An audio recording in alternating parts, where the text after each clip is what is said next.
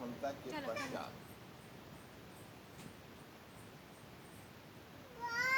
विफलता के पश्चात चलो आओ। विफलता के पश्चात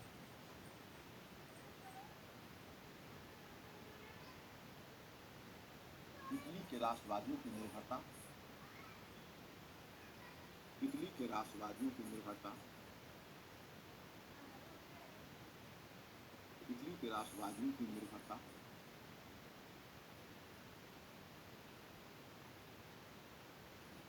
इटली के राष्ट्रवादियों की निर्भरता पिडमोंट सार्डिनिया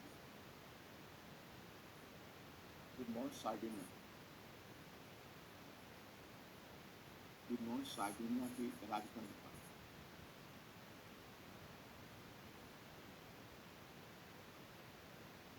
सार्डिनिया के राजतंत्र पर 1848 में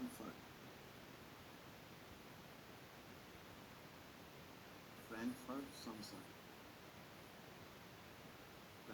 संसद की विफलता के पश्चात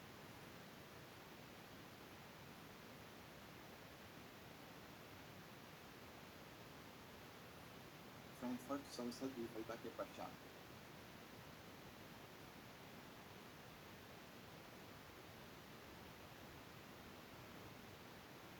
संसद की विफलता के पश्चात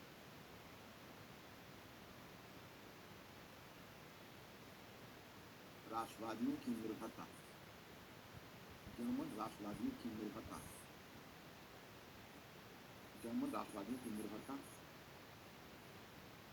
प्रशाकीय राजतंत्र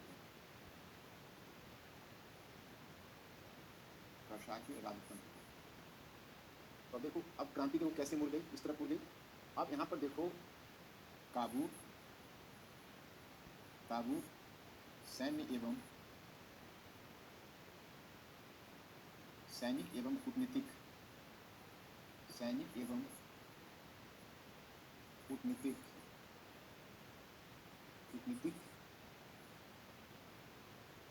तरीकों का उपयोग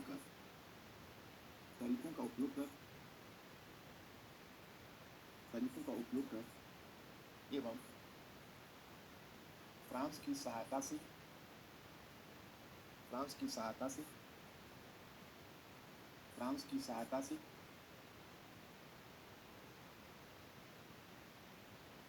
ऑस्ट्रिया को पराजित कर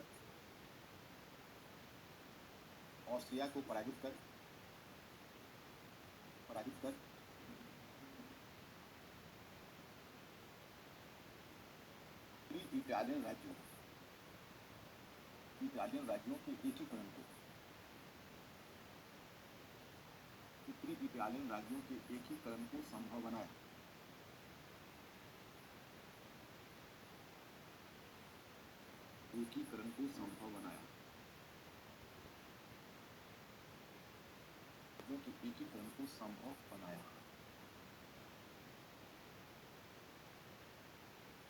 दक्षिणी इटालियन राज्यों का एकीकरण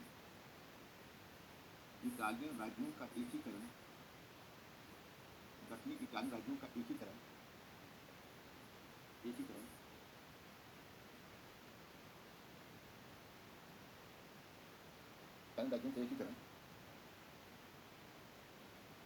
अली के नेतृत्व में गैरिबाल्डी के नेतृत्व में एवं क्रांति के माध्यम से संभव हुआ।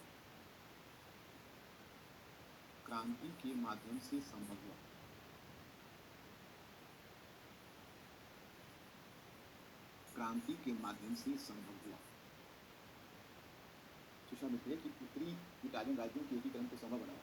दक्षिणी इटालियन राज्यों का एकीकरण गैरिबाल्डी के नेतृत्व में क्रांति के माध्यम से संभव हुआ। यहाँ पर आपको मैं ये बताना चाहता हूँ, जैसे काउंट काबूल है, तो काउंट काबूल पहले आगे आया, तो प्रधानमंत्री था पिडमोंट सार्डिनिया का, और राष्ट्रवादी पिडमोंट सार्डिनिया की तरफ देख रहे थे, और पिडमोंट सार्डिनिया का शासक समिति इटली का शासक बन गया।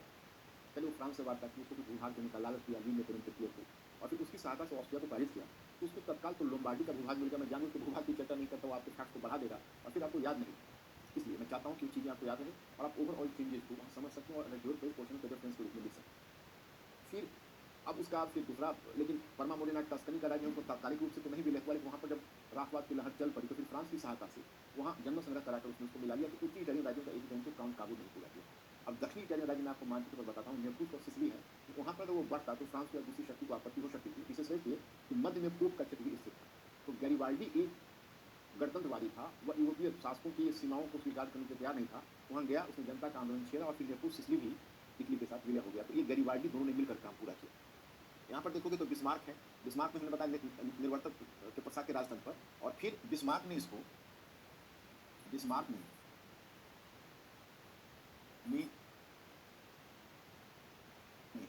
सैन्य एवं कूटनीतिक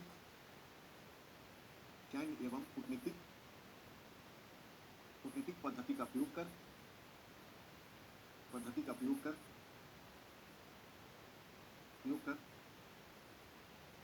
इस एकीकरण को संभव बनाया। अब इसमें देखोगे वॉर तो ऐसे 3 लड़ा है, 2 इंपॉर्टेंट वॉर लड़ा है। चेडोवा का युद्ध,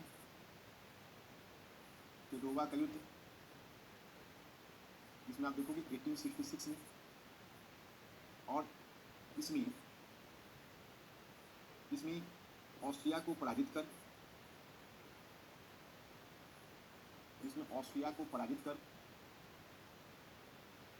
कर उत्तरी जर्मन राज्यों का विलय, हुआ। यहाँ पर दूसरा हम दे रहे हैं सेडान का युद्ध। सेडान का युद्ध 1870 है, और युद्ध के बाद फिर इसको थोड़ा आगे बढ़ाते हैं। सेडान के युद्ध के बाद फ्रांस को पराजित कर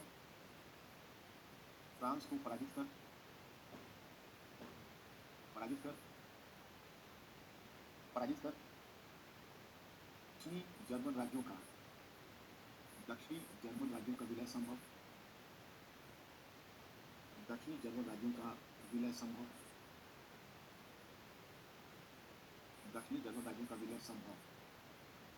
यहाँ पर आपको सूचना मिलती है, इसके परिणाम स्वरूप दक्षिणी जर्मन राज्यों का भी विलय हुआ। उत्तरी जर्मन राज्यों का तो विलय हुआ ही था, अब दक्षिणी जर्मन राज्यों का भी विलय संभव हुआ। इस प्रकार से ये एकीकरण हुआ। यहाँ पर एक चीज और आपको सूचना देना चाहता हूँ। ये सूचना ये है कि 1870 के सेडान के युद्ध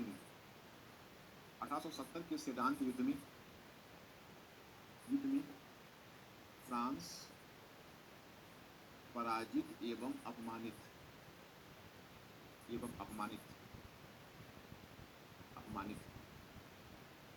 फिर 1871 की फ्रैंकफर्ट की संधि में, जर्मनी में फ्रैंकफर्ट की संधि में फ्रांस को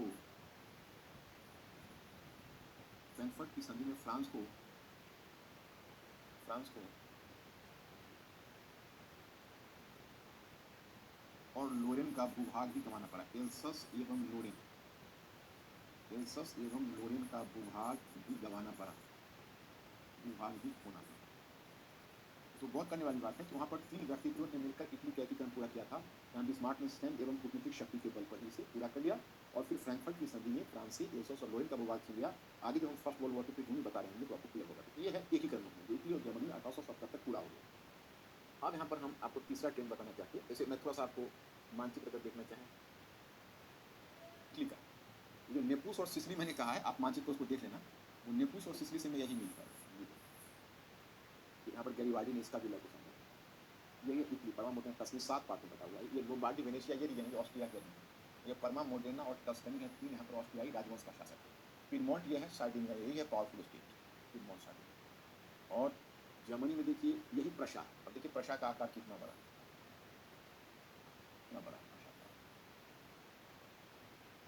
यह है कि प्रशा को इतना बड़ा भूभाग राइनलैंड में भी फ्रांस के बगल में कांग्रेस और वियना ने दे दिया। क्योंकि यह इतना बड़ा भूभाग जर्मनी में अकेला प्रशा, ये जर्मनी बगल में। तो ये मैं आपको बताना चाहता था। अब मैं आपको तीसरी चीज बताता हूँ। अब इसके बाद फिर आगे बढ़ते हैं, राष्ट्रवाद। अब राष्ट्रवाद का एक और आंदोलन देख लीजिए, राष्ट्रवाद विघटनकारी आंदोलन, विघटनकारी आंदोलन आंदोलन।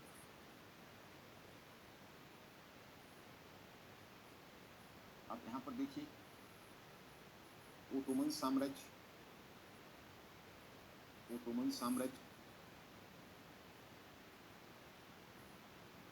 देखो बहुभाषा भाषी, बहुभाषा भाषी एवं नस्लीय,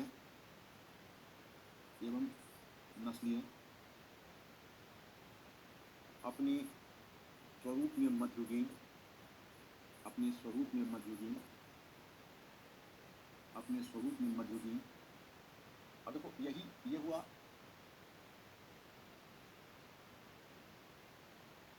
साम्राज्य,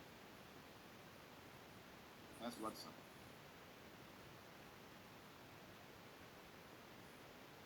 अब हैसवर्ड साम्राज्य में फिर ये कॉमन फैक्टर आ जाएगा। कॉमन फैक्टर का मतलब है बहुभाषा भाषी और अपने स्वरूप में मध्ययुगीन। अब यह है रूसी साम्राज्य, रूसी साम्राज्य। इनके बारे में है कि ये भी बहुभाषा भाषी है, परंतु उन दो साम्राज्यों की तुलना में, दो साम्राज्यों की तुलना में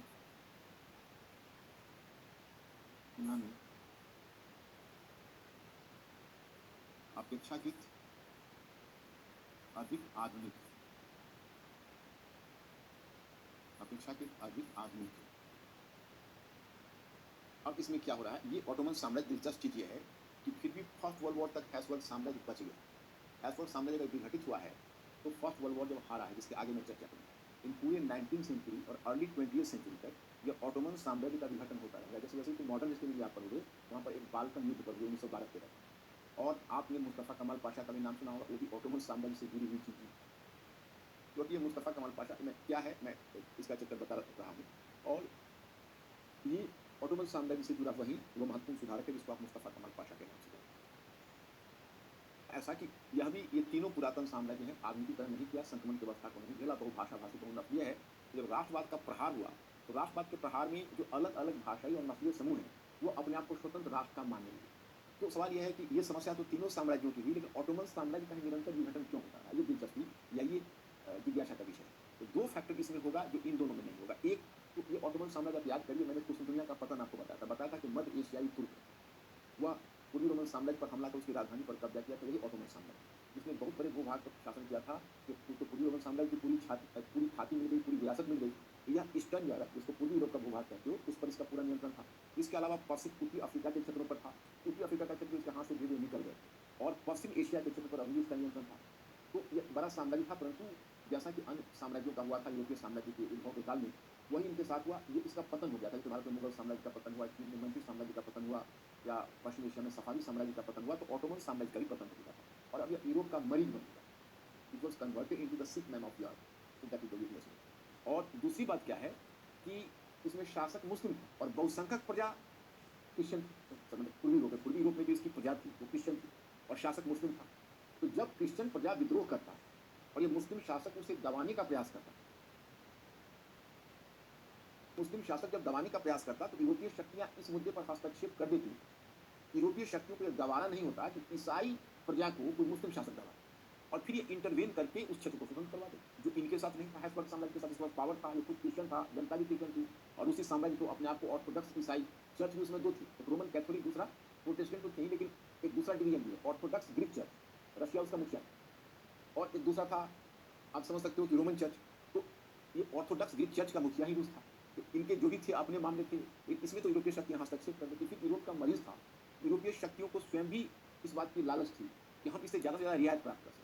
तो जहाँ तक रूस है, तो रूस तो इसको बांट लेने के पक्ष में था कि इसको डिवाइड कर लीजिए, आपस में बांट लीजिए। ब्रिटेन उसके पक्ष में नहीं था, क्योंकि ब्रिटेन को डर यह था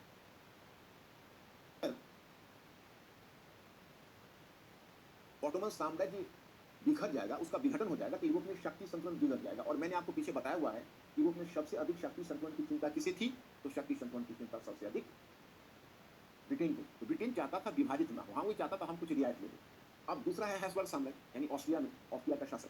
तो अब उसके साथ दिक्कत क्या है कि यह भी बहुभाषा भाषी है, यह भी है, कुछ कॉमन नस्ल है दोनों के बीच। जैसे यहाँ पर स्लाव नस्ल के लोग यहाँ भी निवास करते हैं और स्लाव नस्ल के लोग यहाँ भी निवास करते हैं।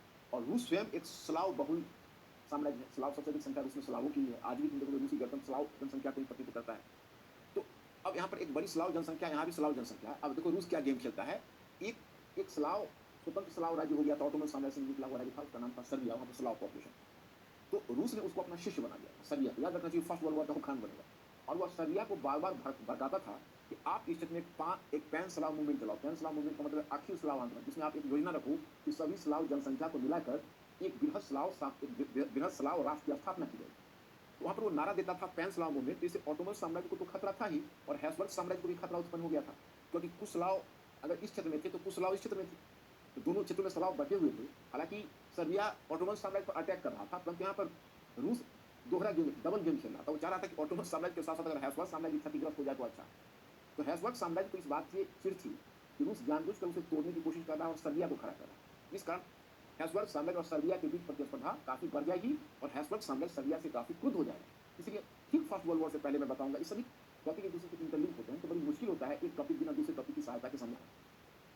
तो अब वहां पर स्थिति ऐसी हो चुकी है कि सर्बिया और हैसबर्ग साम्राज्य के बीच इस कदर प्रतिस्पर्धा बढ़ रही कि फर्स्ट वर्ल्ड वॉर से पहले आपको घटना सुनने को सेराजेवो हत्याकांड। तो सेराजेवो हत्याकांड अगर फर्स्ट वर्ल्ड वॉर का कारण बना तो उसका कारण केवल आर्चड्यूक फर्डिनेंड की हत्या नहीं थी। वो इस तरह पहले भी शासकों की हत्या होती रही, जब इसके बाद भी होती रही। अमेरिकन प्रेसिडेंट की कितनी हत्या हो चुकी है आप देख चुके हो। भारत के प्रधानमंत्री, एक्स प्राइम मिनिस्टर की हत्या हो गई, और श्रीलंका के टेररिस्ट, लेकिन उससे कोई नेशनल वॉर नहीं छिड़ा।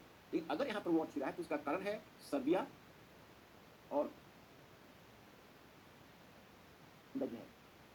सर्बिया और हैसबर्ग साम्राज्य के बीच, यानी ऑस्ट्रियाई साम्राज्य के बीच प्रतिस्पर्धा और शत्रुता, एनिमोसिटी। तो ये यहीं पर बन जाता है। यहाँ पर मैं एक दो चीज और जोड़ देता हूँ कि ऑटोमन साम्राज्य का विघटन क्यों है। ऑटोमन साम्राज्य का विघटन क्यों है।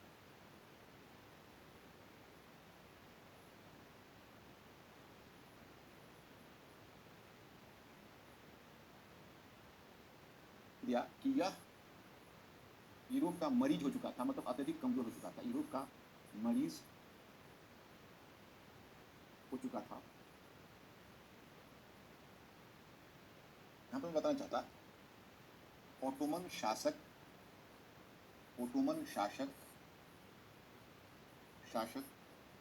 स्वयं मुस्लिम,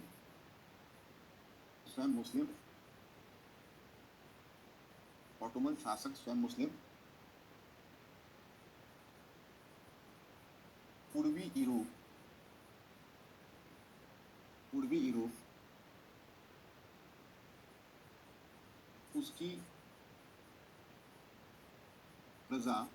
उसकी प्रजा ईसाई मूल की, अतः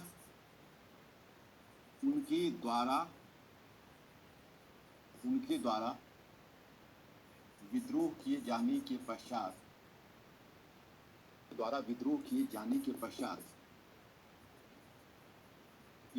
पश्चात यूरोपीय शक्तियों का हस्तक्षेप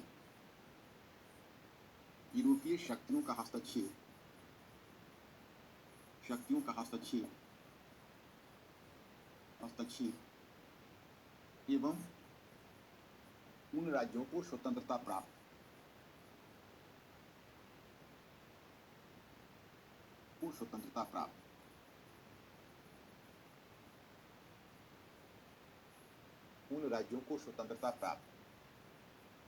मतलब अब इसको समझिए कि समय समय पर जब इनके द्वारा हस्तक्षेप किया जाता था, तो हस्तक्षेप के परिणाम स्वरूप इन राज्यों को स्वतंत्रता प्राप्त हो जाती थी।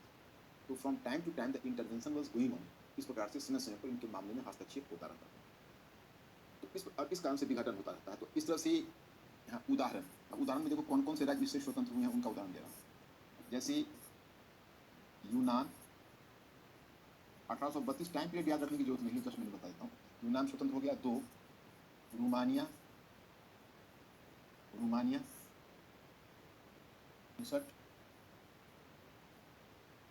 दो अन्य आते हैं, मैं आगे बढ़ता हूँ।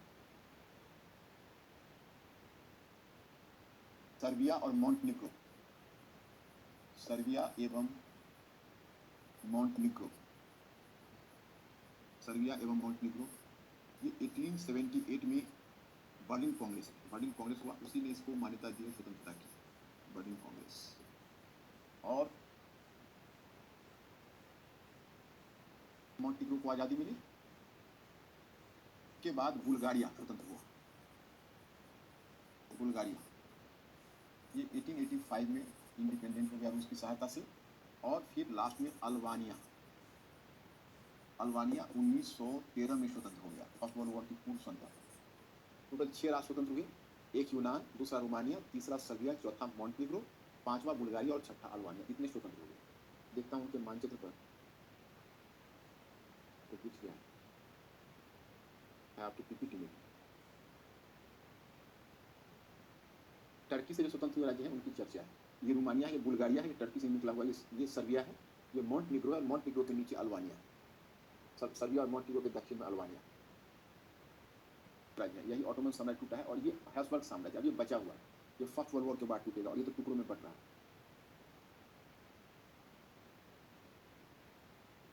बाल्कन समस्या क्या है, इसको तुम बाल्कन समस्या कहते हो, यहाँ पर विशेष रूप से बाल्कन समस्या के विषय में आपको दिया हुआ है। तो बाल्कन समस्या का उत्तरदायी कारण है कि ऑटोमन साम्राज्य की कमजोरी है। ऑटोमन साम्राज्य के विषय में जानते हो कि वह यूरोप का मरीज हो चुका है, यूरोप का मरीज।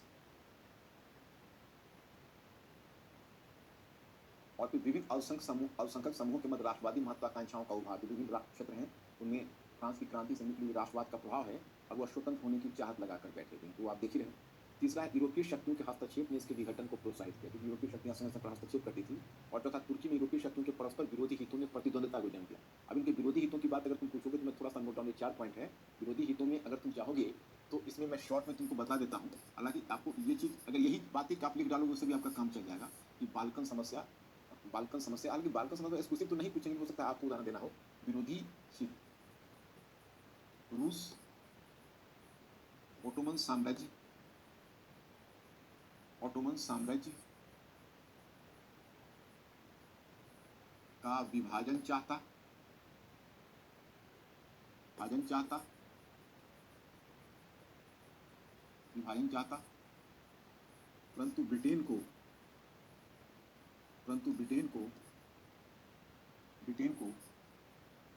शक्ति संतुलन बिगड़ जाने का खतरा, ब्रिटेन को शक्ति संतुलन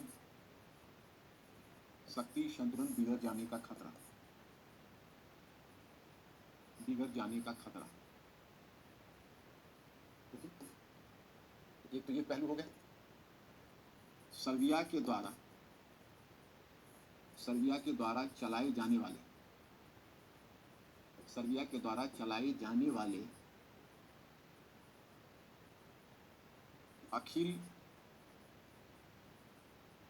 अखिल स्लाववादी आंदोलन से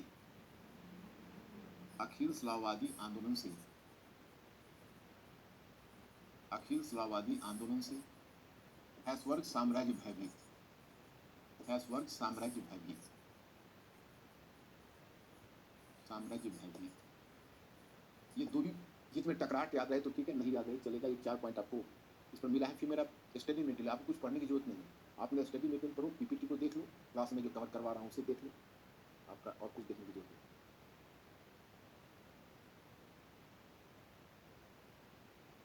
नहीं। दूसरा नाम है पूर्वी समस्या, यह भी आपको दिया गया।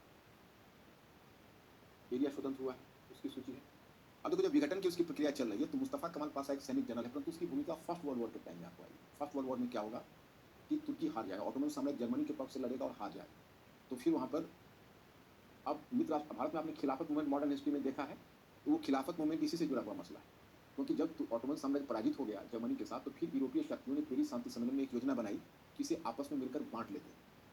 तो उन्होंने एक गुप्त संधि की थी, सीक्रेट ट्रीटी, उसको सेब्रे की संधि बोलते हैं। तो सेब्रे की संधि के आदेश में अब धीरे धीरे उसके क्लॉजेज खुले तो प्रतिक्रिया होने लगी मुस्लिम विश्व में, क्योंकि ऑटोमन साम्राज्य का जो मुखिया है वो मुस्लिम विश्व का खलीफा, तो भारत की मुस्लिम लीग ने उसे सिंपैथाइज किया था, बाद में कांग्रेस के साथ मिलकर खिलाफत मूवमेंट भी चलाया था।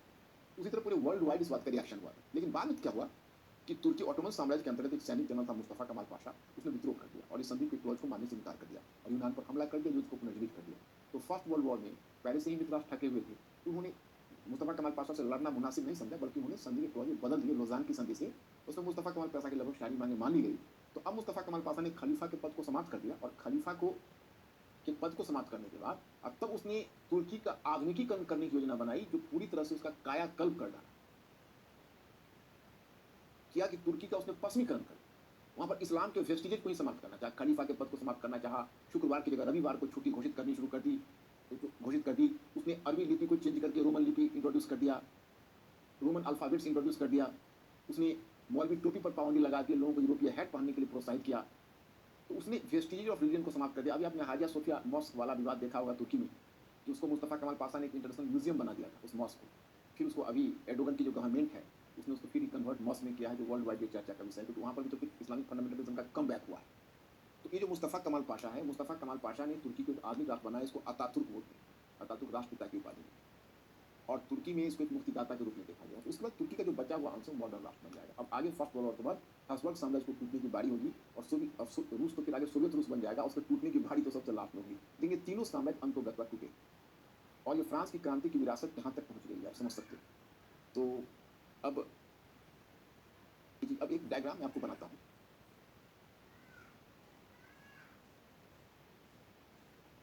हैब्सबर्ग साम्राज्य के टूटने के बाद फर्स्ट वर्ल्ड वॉर में बताऊंगा, क्योंकि अभी बताने से आपको याद नहीं रहेगा, घटना आगे की है। जैसे अपने बहुनस्लीय क्षेत्र 22 में प्रथम विश्व तक अपनी एकता को बनाए रखी थी, परंतु युद्ध के बाद जो ऑस्ट्रिया हंगरी यूगोस्लाविया चेकोस्लोवाकिया में विभाजित हो गया था वर्ल्ड वॉर के बाद, मैं आपको दिखाऊंगा इसे। और रूस का तो अब देखते हो कि 1991 तक 1991 तक बचा रहा, आप समझ सकते हो। इसी के साथ 21st सेंचुरी का आरंभ ही मानते हैं एरिक हॉब्सबॉम, लेकिन 91 में चलकर इसका विघटन हो गया। और ये फिर आप देखते हो कि अब रिपब्लिक ऑफ सोवियत यूनियन है। अब ये देखो रूसी गणतंत्र कितना बड़ा, और बाकी जो उसके कॉन्स्टिट्यूएंट्स हैं 14 और, उन सबका साइज छोटा छोटा है, लेकिन सबसे बड़ा रूसी गणतंत्र। ये तो आपका ये हो गया।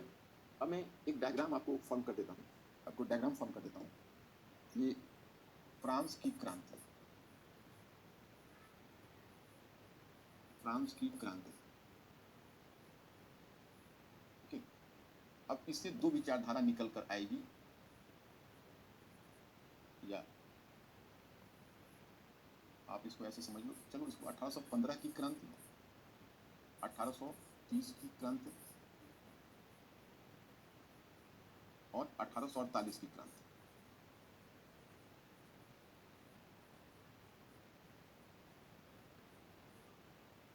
की क्रांति में हम दिखाएंगे कि उदारवादी पद्धति के माध्यम से, उदारवादी पद्धति के माध्यम से राष्ट्रवाद को सफलता नहीं, उदारवादी पद्धति के माध्यम से राष्ट्रवाद को सफलता नहीं, ओके। उदारवादी पद्धति के माध्यम से राष्ट्रवाद को सफलता नहीं मिली, तो उसने क्या किया? अब उसके सामने देखो दो रास्ते हैं। राष्ट्रवाद का एक रास्ता है कि वह राजतंत्र के नेतृत्व,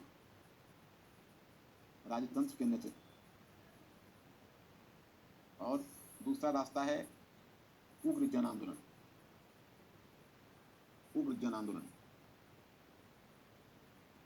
तो बताइए, अब ये उदारवाद के मार्ग से राष्ट्रवाद को सफलता नहीं मिली थी 1848 की क्रांति में। इटली और जर्मन दोनों राष्ट्रवादी विफल रहे थे। तो इसकी एक वजह क्या है? ये संसदीय राजनीति के माध्यम से अपने एकीकरण के लक्ष्य को पूरा करना चाहते थे, लेकिन संसदीय राजनीति के माध्यम से आप इस लक्ष्य को कैसे पूरा कर पाओगे?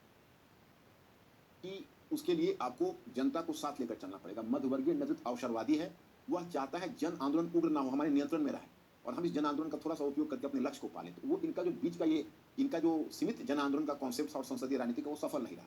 तो इनके पास दो विकल्प था, कि या तो वह इधर चले जाए, यानी इधर चले जाए उग्र जन आंदोलन की तरफ जाते तो ऑस्ट्रियाई साम्राज्य यानी हैब्सबर्ग साम्राज्य की भी चूल हिल जाती।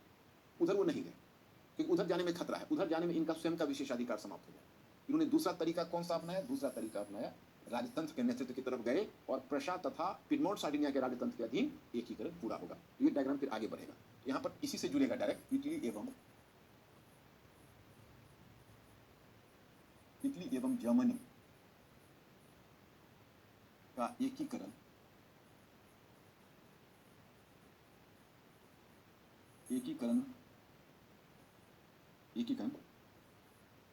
राजतंत्र के नेतृत्व में राजतंत्र के नेतृत्व में संपन्न, ये समाप्त हो गया, संपन्न हो गया। अब इटली और जर्मनी के में राष्ट्रवाद की शक्ति को सफलता मिली, ये फर्दर यूरोप में राष्ट्रवाद को प्रेरित करेगा। तो अब इसी के राष्ट्रवाद की प्रगति होगी, राष्ट्रवाद की प्रगति। अब फिर राष्ट्रवाद की प्रगति या प्रसार होगा, तो इसे दो फॉर्म ले लेगा, एक अति राष्ट्रवाद। अति राष्ट्रवाद का मतलब, अति राष्ट्रवाद कहते हैं साम्राज्यवाद, इंपेरियलिज्म को आगे बताऊंगा, साम्राज्यवाद का टॉपिक मैं आगे पढ़ाऊंगा। मैं यहाँ पर आगे का संकेत देकर छोड़ता हूँ। और जहाँ मैं, ये तो मैंने खंड अभी किया है प्रबोधन से लेकर, और फिर हम राष्ट्रवाद तक के ये पूरा खंड किया है। अब आपका खंड शुरू होगा औद्योगिक क्रांति, समाजवाद, मार्क्सवाद, साम्राज्यवाद। इसमें तुम ध्यान रखना इस बात को, इसमें मैंने अपने स्टडी मटेरियल में एक पेज दिया हुआ है जो सबको लिंक करके पता है, वैसा भी पेज मैंने दिया हुआ है जो सीधा आपको प्रबोधन से, मैं उसको फिर 5 मिनट में रिपीट भी कर दूंगा, क्योंकि मैं रिपीट करता रहूंगा ताकि आप उनके आपस के लिंकेज को धीरे धीरे समझ लें। यहाँ पर अति राष्ट्रवाद है, ये अति राष्ट्रवाद साम्राज्यवाद है। और दूसरा होता है, इसे कहोगे, इसके लिए टर्म आता है आरंभिक राष्ट्रवाद। आरंभिक राष्ट्रवाद का मतलब होता है अल्पसंख्यक समूह की महत्वाकांक्षा,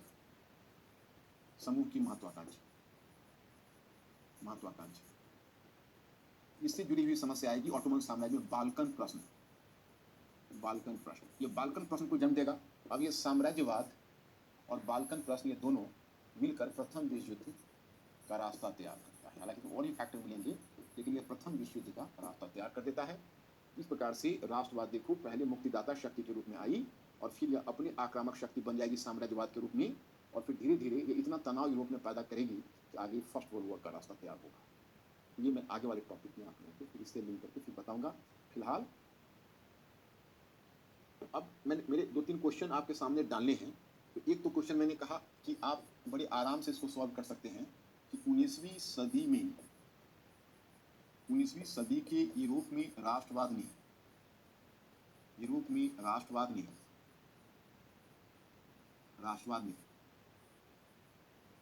एकीकरण एवं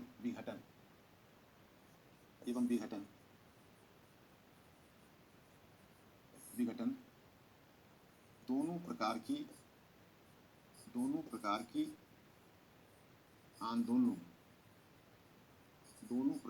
आंदोलनों को जन्म दिया था। परीक्षण कीजिए।